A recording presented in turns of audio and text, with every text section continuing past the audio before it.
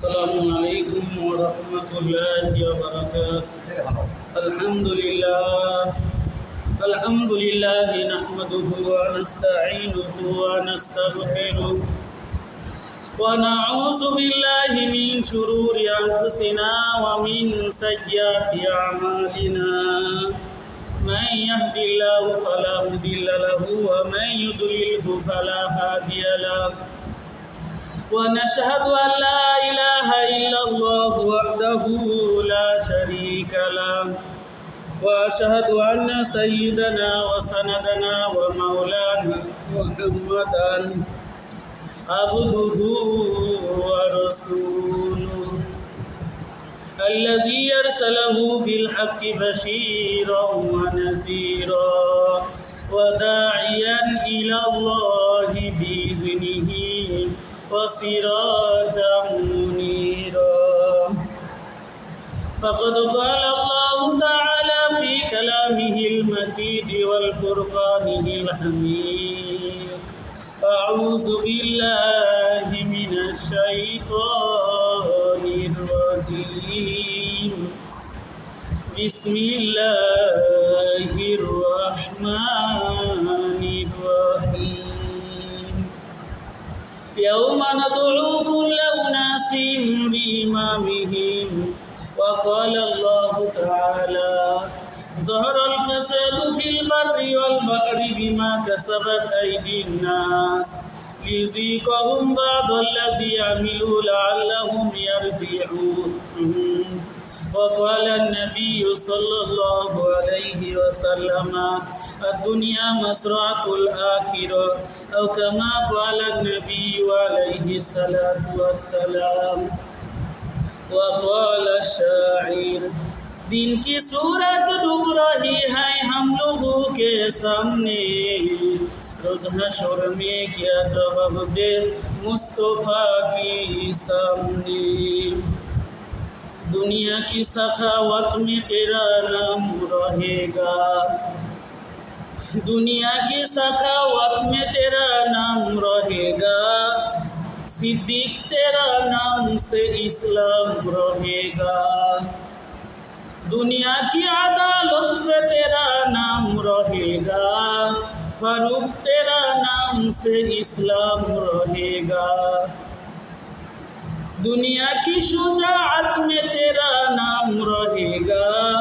अली तेरा नाम से इस्लाम रहेगा. दुनिया की सखावत में तेरा नाम रहेगा. उस्मान तेरा नाम से इस्लाम रहेगा. दुनिया की सियासत में तेरा नाम रहेगा. मुआविया तेरे नाम से इस्लाम रहेगा.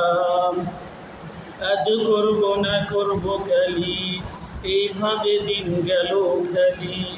কেমন করে হিসাব দিব নিকাশ যদি চাই, দিন ফুরায়ে যায় রে আমার, দিন ফুরায়ে যায়. আল্লাহ তাআলা দরবারে লাখ লাখ শুকরিয়া যে আল্লাহ পাক রব্বুল আলামিন আমাদেরকে মুহররম মাসের 3 নম্বর জুমায় যে আল্লাহ পাক রব্বুল আলামিন আমাদেরকে হাজির করলেন, উপস্থিত করলেন. ও আল্লাহ শুকরিয়া আদায় করি, সবাই বলি আলহামদুলিল্লাহ. ওই নবীজির উপর দুরূদ পড়ি যিনার উপরে আল্লাহ তার ফেরেশতা সমস্ত সৃষ্টিকুল যে নবীর উপর দুরূদ পড়ে, আমরা আমাদের স্ব ভাষায় স্ব জবানে ওই নবীজির উপর একবার দুরূদ পড়ি, সবাই বলি সাল্লাল্লাহু আলাইহি ওয়াসাল্লাম. যে আল্লাহ পাক রব্বুল আলামিন আমাকে আপনাকে আল্লাহ তাআলা ইবাদত করার জন্যই কি পাঠাইছে. এই আল্লাহর ইবাদত করে আমরা যখন আল্লাহর কাছে ফিরে যাব, যাওয়ার পরেই কি আমাদের পরীক্ষা আছে. কবরের পরীক্ষা, হাসরের পরীক্ষা, ফুলসিরাতের পরীক্ষা, মিজানের পরীক্ষা. যে পরীক্ষার কি নেই শেষ নেই. কালকে কি এসএসসি পরীক্ষার কি রেজাল্ট বাইর হয়েছে. সোশ্যাল মিডিয়ায় নিউজে খবরে যা দেখা গেল যে 5 জন ব্যক্তি কি গলায় দড়ি দিয়ে মরে গেছে. 5 জন, বেশি নয়, মাত্র 5 জন মরে গেল। কি কারণে? পরীক্ষার নাম্বার কম পাওয়ার কারণে। ফ্যানের সাথে গলায় দড়ি লাগায়া কেউ উন্নাস মাটির সাথে লাগায়া কি মরে গেল। কি কারণে? দুনিয়ার নাম্বার কি কম পাওয়ার কারণে। যে দুনিয়ার সিস্টেম হলো এই বছর ফেল করলে আরেক বছর কি পাস করা যায়। তারপরেও কি প্রতিবেশী বন্ধু বান্ধব এর কি অপমান সহ্য করতে না পেরে গলায় দড়ি দিয়ে মারা যায়। কিন্তু আল্লাহ পাক রব্বুল আলামিন আমাকে আপনাকে দুনিয়ায় পাঠাইছে, এখান থেকে আমাদের কি করতে হবে?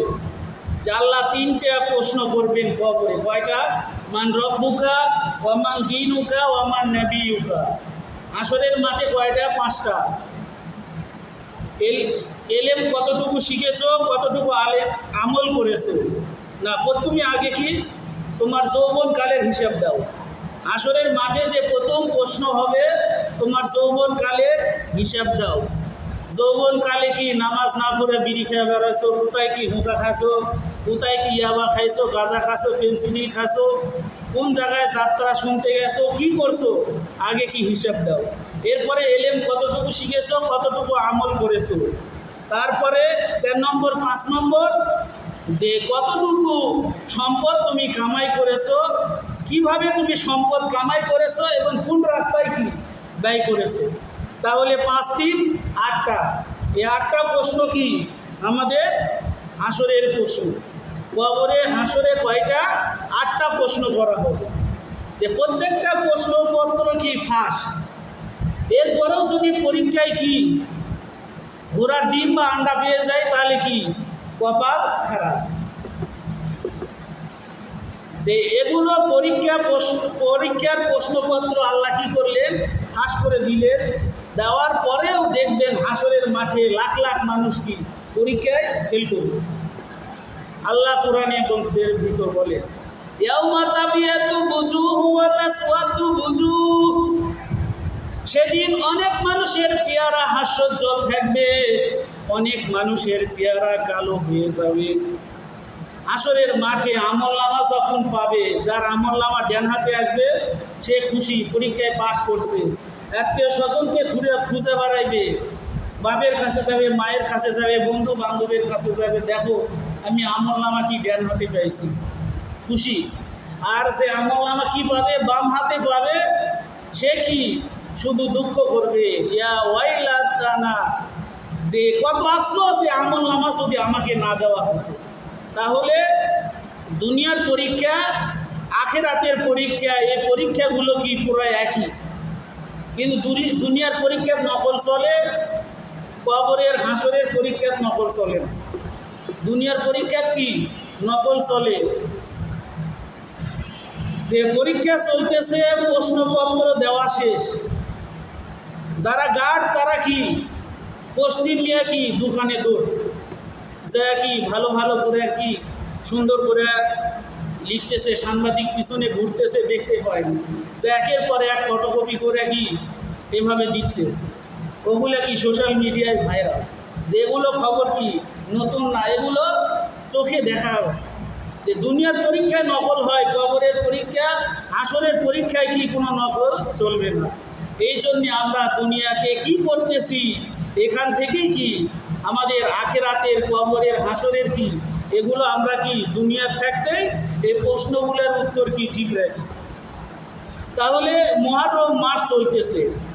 মুহররমের 10 তারিখে কতিপয় কিছু কাহিনী এই দুনিয়ায় ঘটে গেছে। যে মুহররমের 10 তারিখে আল্লাহ কি করেছেন? আসমান জমিন বানাইছে। তারপরে মুহররমের 10 তারিখ শুক্রবার কিয়ামত কায়েম হবে।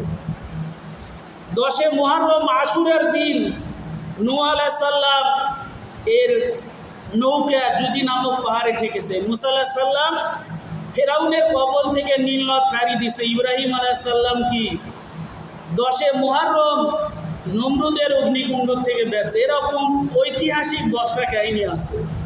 তার ভিতরে মর্মান্তিক কাহিনী সেটা হলো কি কারবালার হৃদয় বিদারক ঘটনা। নবীজির কলিজার টুকরা হাসান এবং হুসাইন, যে হযরত হুসাইন কারবালার ময়দানে শহীদ হলেন। যে কি কারণে শহীদ হলেন? ইমাম হুসাইন কারবালার ময়দানে শহীদ হলেন কি কারণে? এটা কি আমাদের আজকের আলোচ্য বিষয়। যে আমি খুতবার পরেই কিছু ফার্সি শের বলেছি। दुनिया की सखावत में तेरा नाम रहेगा, उस्मान तेरा नाम से इस्लाम रहेगा। दुनिया की सदाकत में तेरा नाम रहेगा, सिद्दीक तेरा नाम से इस्लाम रहेगा। दुनिया की शुजाअत में तेरा नाम रहेगा, अली तेरा नाम से इस्लाम रहेगा। दुनिया की सियासत में तेरा नाम रहेगा, मुआविया तेरा नाम से इस्लाम रहेगा। मुआविया रदी अल्लाह ताला अनहु इन्हीं की नबीजीर साहबी।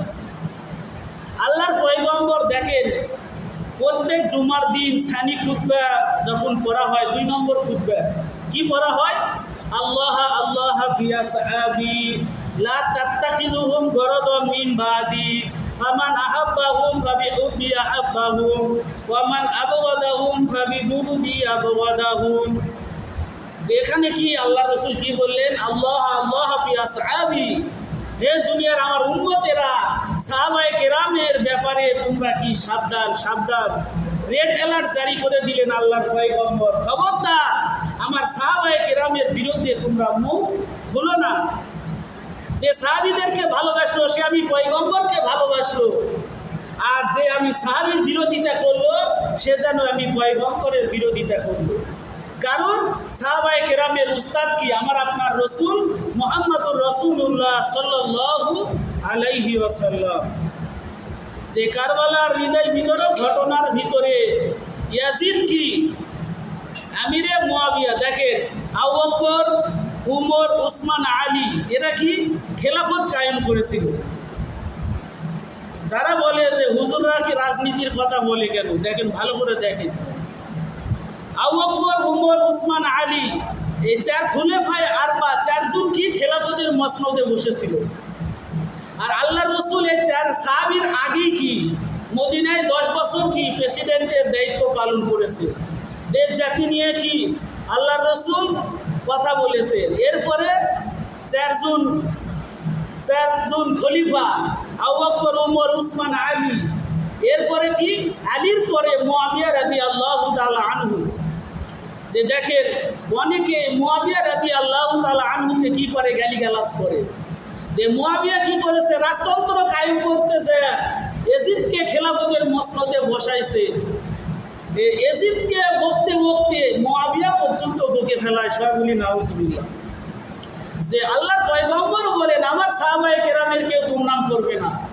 আমার সাহাবায়ে কেরাম যদি এক মুঠি সব আল্লাহর রাস্তায় দান করে, আর দুনিয়ার আমার সমস্ত উম্মতেরা কি উহুদ পাহাড় পরিমাণ স্বর্ণ রৌপ্য যদি দান করে, আমার সাহাবায়ে কেরামের এক মুঠ জবের যে মূল্য হবে, গোটা পৃথিবীর মানুষ যদি উহুদ পাহাড় পরিমাণ স্বর্ণ রৌপ্য দান করে, তবুও সাহাবায়ে কেরামকে ডিঙ্গিয়ে যেতে পারবে না। একজন আপনার থেকে আপনার সাহাবী যদি হয় তারও কি বদনাম করা যাবে না। কিন্তু আমরা অনেকে আছি সাহাবায়ে কেরামের কি করি? বদনাম করি। যে সাহাবায়ে কেরাম আমার আপনার মতোই মানুষ, যে তাদেরও ভুল হতে পারে। যে সানি খুতবায় যেটা বললাম আল্লাহ আল্লাহ ফিয়া সাহাবি, খবরদার আমার সাহাবীর ব্যাপারে তোমরা মুখ খুলবে না। যে সাহাবীদেরকে কষ্ট দেয় সে আমি নবীকে কষ্ট দেয়, যে সাহাবীদেরকে ভালোবাসে সে আমি নবীকে ভালোবাসে। তাহলে সাহাবায়ে কেরামের ব্যাপারে কোনো মুখ খোলা যাবে না। আল্লাহ পাক কোরআনের ভিতরে বলেন উলাইকাল্লাযীনা আমতাহানাল্লাহু কুলুবাহুম লিত্তাকওয়া। আমি আল্লাহ সাহাবায়ে কেরামের ঈমানকে তাকওয়ার দ্বারা কি করেছি? পরীক্ষা করেছি। তাহলে সাহাবায়ে কেরামের উপর কি আল্লাহ রাজি? সাহাবায়ে কেরামের উপর আল্লাহ রাজি? সাহাবায়ে কেরাম কি আল্লাহর উপর রাজি? আল্লাহ কি সাহাবীদের উপর রাজি? রাদিয়াল্লাহু আনহুম ওয়া রাদু আন, এই ডিগ্রিটা সাহাবীদের উপরেই দেওয়া হয়েছে। এটা কোনো দুনিয়ার কি কোনো মানুষের জন্য এই ডিগ্রি না। তাহলে সাহাবায়ে কেরামকে আল্লাহ তাআলা তাকওয়া দ্বারা কি করেছেন? পরীক্ষা করেছেন। আমিরে মুআবিয়া তার সন্তানকে কি করলে?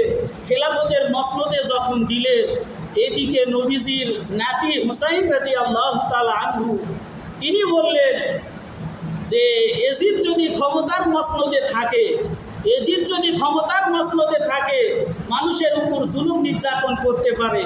এই জন্য নবীজির নাতি ইমাম হুসাইন তিনি কি করলেন? এজিদের পরে কি বললেন, যে খেলাফতে বসার কি মনস্থির করলেন, এবং কুফা নগরীর থেকে অনেক কি চিঠি ইমাম হুসাইনিকে দেওয়া হলো, ইমাম হুসাইনের নামে পাঠানো হলো, যে তারা সবাই চায়, কুফার মানুষেরা চায় যে এজিদকে বাদ দিয়ে নবীজির নাতি ইমাম হুসাইনকে খেলাফতের মসনদে বসাবে। কিন্তু এজিদ যখন খেলাফতের মসনদে বসলেন, এইদিকে বারবার কুফা নগরীর থেকে চিঠি যাইতেছে। আল্লাহর পয়গম্বরের নাতি ইমাম হুসাইন কি বললেন, তার চাচাতো ভাই মুসলিম বিন আকিলকে কুফা নগরীতে পাঠালেন, যে তুমি যাও, যাওয়ার পরে দেখো কুফাবাসী কি বলে।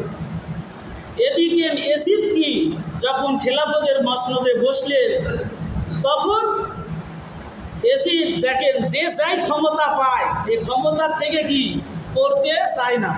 এই ক্ষমতার যে একটা কি আছে, ক্ষমতার চেয়ার যে আছে, এই চেয়ারটা কি এত মহাব্বত ভুগতে চা, যে চেয়ারের মহাব্বত এটা কি সবার আছে। দেখেন যে আমাদের পীর সাহেব চরমনায় হুজুরের ওয়াজে আছে, তো বলতেছে ভাই আপনি বারবার ইলেকশনে আসলেই কি বারবার কি আপনি মেম্বারে দাঁড়ান, চেয়ারম্যানে দাঁড়ান, ব্যাপার কি বলছে, তুমি কি জানো না আমার বাড়িতে এসে যখন বলে মেম্বার সাহেব, চেয়ারম্যান সাহেব, তখন আমি থাকি না, আমি কি হাওয়া বাতাসে দুলতে থাকি। তাহলে চেয়ারম্যান মেম্বার হওয়ার জন্য, উপজেলা চেয়ারম্যান প্রধানমন্ত্রী হওয়ার জন্য কি সবার কি চিন্তা, যদি আমি চেয়ারে থাকতে পারি, এই চেয়ার পেয়েছি আর চেয়ার থেকে কি আমি নামবো না, সবার কি একটা আশা আর আকাঙ্ক্ষা। এজিদও চাই যে আমি যে এই খেলাফতির দায়িত্ব পাইছি, এখান থেকে আমি কি নামবো না। অথচ ইমাম হুসাইন তিনি চাইতেছেন যে রাজতন্ত্র থেকে কি রাজতন্ত্র এগুলো ভেঙে দিতে হবে, কারণ বাপের পরেই কি সন্তান কি খেলাফতে বসবে, এটা কি চলতে দেওয়া যাবে না। এটা চললে কি হবে, দেশের মানুষ ন্যায় বিচার পাবে না, সুশাসন পাবে না। এই জন্য ইমাম হুসাইন চেষ্টা করলেন। এরপরে বারবার কি কুফা নগরীর থেকে চিঠি আসতেছে, আল্লাহর পয়গম্বরের নাতি ইমাম হুসাইন কি করলেন, তার ভাই চাচাতো ভাই মুসলিম বিন আকিলকে পাঠায় দিলেন কুফায়। আর এজিদ কি করলেন, কুফার যে গভর্নর উবাইদুল্লাহ ইবনে জিয়াদ, তিনি কি করলেন, মুসলিম বিন আকিলকে হত্যা করে ফেলালেন। কি কারণে, যে এজিদ ক্ষমতার মসনদে আছে, এই সময় তুমি এজিদের বিরুদ্ধে ইমাম হুসাইনকে ক্ষমতায় বসানোর চেষ্টা করতেছো, এটা কি সহ্য করতে না পেরে তিনি কি করলেন, মুসলিম বিন আকিলকে হত্যা করে ফেলালেন। তারপরেও বারবার কুফা নগরীর থেকে চিঠি যাইতেছে, ইমাম হুসাইন আল্লাহর পয়গম্বরের রওজা জিয়ারত করলেন, সেজদা করলেন, এবং ওখান থেকে তার নানাকে বললেন, নানা আমি চাই কুফার মানুষ শান্তি পায়, এই জন্য আমি কি কুফা নগরীতে যাব, আমি কুফা নগরীতে যাব, আপনি দোয়া করুন আমার জন্যে, আমি যেন কুফা নগরীতে যাই এবং মুসলমানেরা যেন আমার হাতে বায়াত হয়। দেখেন একটা হাদিস আছে, আল্লাহর পয়গম্বর বলেন, ইসা কদাল্লাহু লিআবদিন আইয়ামুতা ওয়া জাআলা লাহু ইলাইহা হাজাতান, যার মৃত্যু যেখানে আছে সেখানে সে কি যাবে, যেভাবেই হোক, বিমানে চড়ে হোক, হেলিকপ্টারে হোক, লন্ডন, ইউরোপ, আমেরিকা, বোম্বে, যে দেশে তার মৃত্যু আছে সে দেশে কি চিকিৎসা হওয়ার জন্য যায়। যার মৃত্যু যেখানে লেখা আছে, কেউ সিঙ্গাপুর যায় মরে যায়, যে যার মৃত্যু যেখানে লেখা আছে সে সেখানে যাবে। ইমাম হুসাইন কি যাওয়ার ইরাদা করলেন, বড় বড় সাহাবীরা বললেন যে না আপনি যায়েন না, আপনার চাচাতো ভাই মুসলিম বিন আকিলকে এজিদের গভর্নর হত্যা করেছে, আপনি যায়েন না। তারপরে ইমাম হুসাইন গেলেন, কি কারণে, যে ওখানে তার মৃত্যু লেখা। এখন সময় দুপুর 1টা। যাওয়ার পরে এজিদ বলে নাই যে হুসাইনকে তোমরা শহীদ করে দিবে, হুসাইনকে মেরে ফেলবে, কিন্তু নেতার কিছু চামচ থাকে যারা চ্যামচা বলা হয়, এই চ্যামচারা কি উপঢৌকন বাহাবা পাওয়ার জন্য কি বেশি বেশি কাজ করে, তারা নেতার মন পাওয়ার জন্য নেতার পিছনে ঘুরে নেতার চামচামি করতে যায়, ইমাম হুসাইনকে কি করার, শহীদ করার চেষ্টা করলেন। ইমাম হুসাইন কি বললেন যে হে ইয়াজিদের বাহিনী, তোমরা তো আমাকে শহীদ করবে, কিন্তু আমি 2 রাকাত নামাজ পড়তে চাই। দেখেন, 2 রাকাত নামাজ পড়তে চাইল জিন্দগির শেষ যে নামাজ। আর আমরা মুসলমান শুধু জুমার দিন মসজিদ ফুল করি। এই জুমার দিন একদিন নামাজ পড়ে কোনোই লাভ হবে না, এ কথা বারবার বলি। কারণ খ্রিস্টানরা রবিবার, শনিবার ইহুদি, আর আমাদের নামধারী মুসলমান শুক্রবার। শনিবার, রবিবার আর শুক্রবার যে কোন দলের সাথে মিলে যাচ্ছে? ইহুদি খ্রিস্টানদের সঙ্গে মিলে যাচ্ছে। যে যার সঙ্গে যার মহব্বত তার সঙ্গেই তার কিয়ামত। এই জন্যে জুমার দিন একদিন নামাজ পড়ে কোনোই লাভ হবে না। যে ইহুদি খ্রিস্টানদের সঙ্গে একই কাতারে থেকে জাহান্নামে যাওয়ালেন। এই জন্যে আমি মুসলমান, আমার 24টা ঘন্টার ভিতরে 5 ওয়াক্ত নামাজ আল্লাহ ফরজ করলেন। হাইয়া আলাস সালাহ, হাইয়া আলাল ফালাহ, আসো নামাজের দিকে, আসো কি সফলতার দিকে। কিন্তু আমি মুসলমান, এই ইরাদা আর পণ করেছি, আজকে শুক্রবার করে যাচ্ছি, আবার শুক্রবারে কি জুমার দিনে আসবো, এর আগে কি আর আসবো না। যদি মানুষ কেউ খাটের নামাজ পড়া লাগে, মানুষ যদি মরে যায়, ইন্না লিল্লাহ বলে যদি কেউ মরে যায়, তাহলে কি এই দেখানোর জন্য, লোক দেখানোর জন্য একদিন কি জোহরের নামাজ বা আসরের নামাজ পড়ে জানাজায় হাজির হবে। জানাজা ফরজে কিফায়া। এক এলাকার ভিতরে যদি একজন ব্যক্তি কি একটা জানাজায় যদি শরীক থাকে, এই এলাকার সবার কি জিম্মাদারি আদায় হয়ে যাবে। তারপরেও কি পোলা খাওয়ার আশায় কি চলে যাচ্ছি, দলে দলে লোক কি চলে যায়। ফরজ নামাজ কি 5 ওয়াক্ত নামাজ তার উপর ফরজ, এ নামাজ না পড়ে দলে দলে লোক কি এই মরার নামাজ পড়ার জন্য চলে যাচ্ছে। অথচ মরার নামাজ কি বললাম, ফরজ আলাল কিফায়া। এক এলাকার ভিতরে একজন আদায় করলে গোটা এলাকার মানুষের আদায় হয়ে যাবে। তারপরেও কি দলে দলে যাচ্ছি। আর যে 5 ওয়াক্ত নামাজ আল্লাহ আমার উপর ফরজে আইন করে দিল, এ নামাজ কি আমরা গ্যাবি করতেছি, কাজা করতেছি। এর জন্য হাসরের মাঠে আল্লাহ আপনাকে জবাবদিহি করবে। জবাবদিহি করতে হবে, আল্লাহর সামনে জবাবদিহি করতে হবে। কিন্তু আপনি যদি একটা জানাজাও যদি শরীক না হন, হাসরের মাঠে আল্লাহ আপনাকে জাহান্নামে দিবে, এরকম কোনো হাদিস নেই। কারণ এক এলাকার ভিতরে একজন যদি কি করে জানাজার নামাজ পড়ে, এলাকার সবার কি ফরজে কিফায়া মাপ, তারপরেও কি দলে দলে চলে যায়। যে নামাজ আমার উপরে ফরজ, এই নামাজটা কি আমি পড়লাম না। আল্লাহর পয়গম্বর বলেন, জুইলাত কুররাতু আইনি লিসসালাত, আমি পয়গম্বর, আমার চক্ষু শীতলতা আছে নামাজের ভিতরে। আর আমার উম্মত কি ঘুমের ভিতরে চক্ষু শীতলতা পায়। তাহলে আল্লাহ রসুল কিভাবে সুপারিশ করবে? অথচ কারবালার হৃদয় বিতরক ঘটনা, যেটা ইমাম হুসাইনকে ইয়াজিদের বাহিনী যখন কি করতেছে, তার জীবন নাশ করার চেষ্টা করতেছেন, সেই সময়ও বললেন যে হে ইয়াজিদের বাহিনী, আমাকে কি করতে দাও, 2 রাকাত নামাজ পড়তে দাও। তাহলে নামাজ থেকে আমি আপনি বাঁচতে পারবো না। দেখে দুনিয়ার নামাজ না পড়ি আর পড়ি, কিয়ামতের দিনে বাঁচার জন্য সবাইকে লাফতে উঠে বলবে। আল্লাহ বলবেন যে বান্দা, তোমরা দুনিয়ায় কি নামাজ পড়েছিলে? ইয়া আইয়ুহাল্লাযীনা আমানুর কাউ ওয়াসজুদু ওয়াবুদু রাব্বাকুম, সূরা কি হজ 17 নম্বর পারা শেষ নম্বর পৃষ্ঠা। ইয়া আইয়ুহাল্লাযীনা আমানুর কাউ, আল্লাহ বলতেছে হে ঈমানদারেরা, ঈমানদারদের সঙ্গে রুকু করো, সিজদা করো। তাহলে রুকু করা, সিজদা করা, এটা কি কুরআন। এই কুরআন থেকে আল্লাহ কি করলেন, দলিলে কতই প্রকাট্য দলিল। যে জায়গায় কোরআন চলে আছে ওই জায়গায় হাদিসের দরকার নেই। তারপরেও কি হাদিসে অনেক আছে। দেখেন কোরআনে আল্লাহ কি বলেন, আকিমুস সালাত, নামাজ কায়েম করো। আর আমরা কি নামাজ পড়ি? আকিমুস সালাত মানে কি নামাজ কায়েম করা, আর ইকরাউস সালাত মানে কি নামাজ পড়া। তাহলে আমরা কি শুধু নামাজ পড়ি, নামাজ কায়েম নাই। এই নামাজ কায়েম কারা করবে? আল্লাহ বলেন, আল্লাযীনা মাক্কানাহুম ফিল আরদি আকামুস সালাত ওয়া আতাবুজ যাকাত। যারা ঈমানদারেরা যখন ক্ষমতার মসনদে বসবে, সূরা হজ্জে আল্লাহ পাক 4টা কর্মসূচি দিলেন। এর ভিতরে সরকারের দায়িত্ব হলো কি, নামাজের আইন করা। কিন্তু আমরা জানি সৌদির টাকা নিয়ে বাংলাদেশে 550 কি মডেল মসজিদ হয়েছে। সরকারের কাজ কি মসজিদ বানানো নয়, সরকারের কাজ হলো নামাজের আইন করা। যাকাতের আইন করা, সৎ কাজের আদেশ, অসৎ কাজে নিষেধ করা। তাহলে ইমাম হুসাইন কি চাইলেন? যে এজিদের হাত থেকে খেলাফত নিতে চাইলেন। কি কারণে? রাজতন্ত্র তিনি চাইলেন না। এই জন্যে আমাদেরও কি উচিত হবে, আমরাও রাজতন্ত্র চাবো না। কোরআন দিয়ে এই বাংলাদেশ যেন চলে, এর পক্ষে কি আমাদের থাকতে হবে।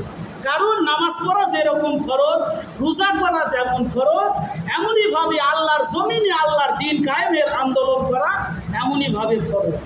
যদি কেউ এটা অস্বীকার করে আর যদি বলে হুজুরের খেয়া দেয় কাম নাই, রাজনীতিক বক্তব্য ছাড়তেছে, এরকম কথা যদি বলে, সেও আল্লাহর কাছে ধরা খেয়ে যাবে। কারণ আমি যে কথা বলতেছি এটা কি আমার বাপ দাদার না। আমার বাপ দাদা তো এরা কি কেউ কোরআন পড়তে পারে না, কেউ হাদিস পড়তে পারে না। বাপ দাদার কাছ থেকেও কি আমি কোনো এলেম নিই না।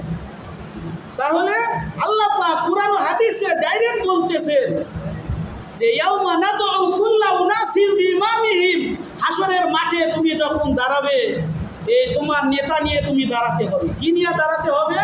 নেতা নিয়ে দাঁড়াতে হবে। নেতা যদি তোমার ইমানদার হয়, নেতা যদি আল্লাহওয়ালা হয়, তাহলে অবশ্যই কর্মীরা কি ভালো সুফল পাবে।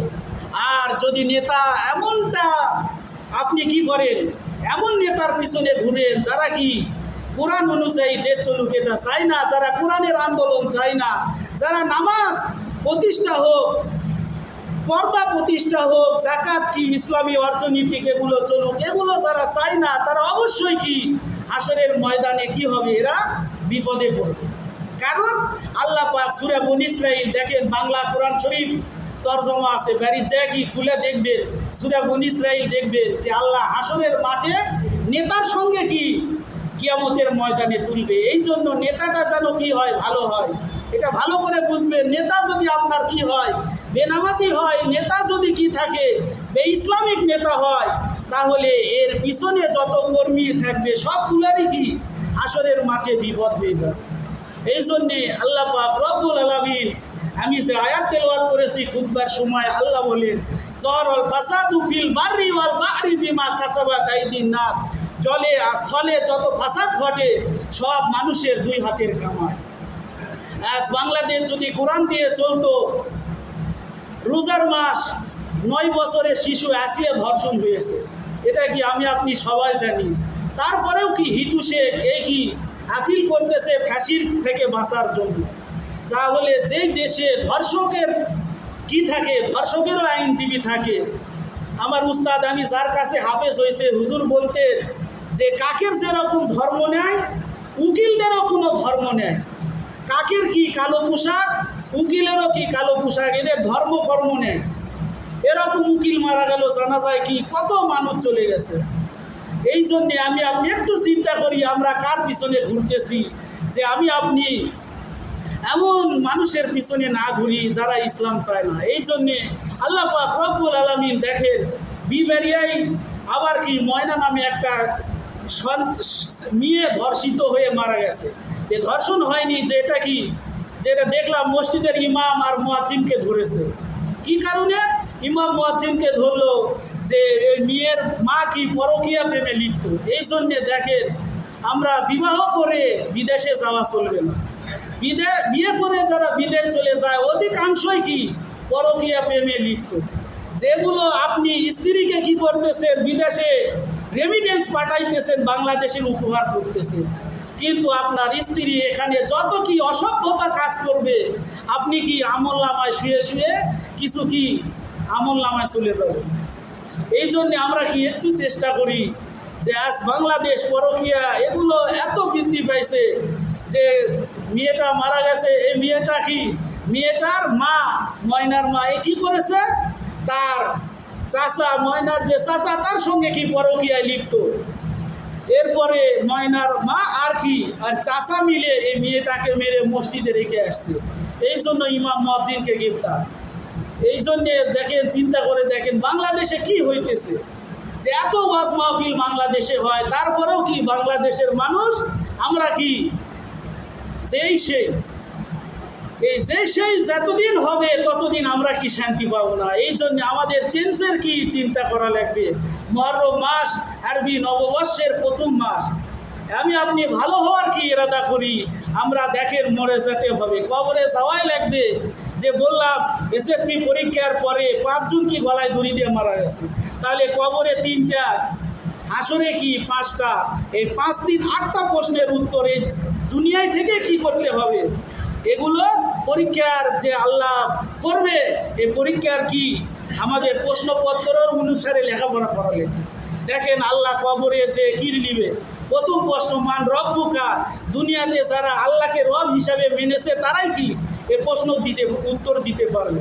কারণ আমি আপনি যখন নামাজ পড়ি আলহামদুলিল্লাহ রাব্বিল আলামিন, প্রতিদিন 5 ওয়াক্ত নামাজে আমি কি করি, সূরা ফাতিহা পড়ি, নফল সুন্নত ওয়াজিব যত নামাজ আছে সূরাতুল ফাতিহা ছাড়া হয় না। তাহলে যারা বেনামাজি এরা কি জীবনেও কি মান রব্বুকার উত্তর দিতে পারবে না, কারণ এটা বেনামাজি। জুম্মার দিন একদিন কি খেল তামাশা দেখানোর জন্য আসে, একদিন খেল তামাশা দেখানোর জন্য আসলে হবে না।